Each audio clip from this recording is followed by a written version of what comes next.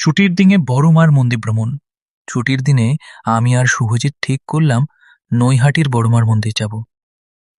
শোভাবাজার থেকে বাইকে রওনা দিয়ে কল্যাণী এক্সপ্রেসওয়ে ধরে পৌঁছালাম মন্দিরে। গিয়ে দেখি অসাধারণ ভিড়, বিশাল লাইন। মনে হলো পুজো না দিয়েই ফিরতে হবে, তবু ডালা কিনলাম। অফিস কলিগ রাজেশ বসু মন্দির কমিটির লোক হলেও কোনো সাহায্য করতে পারল না। এদিকে বৃষ্টি শুরু হলো, ভিড়ও কমল না।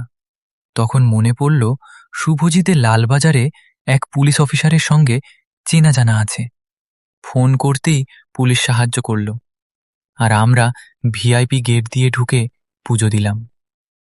পুজো শেষে খাওয়া দাওয়া, তারপর গঙ্গার ঘাটে আড্ডা, শেষে বাইকে চড়ে বাড়ি ফেরা। ভিড়, বৃষ্টি আর বন্ধুত্বে ভরা দিনটা সত্যিই মনে রাখার মতো হয়ে রইল।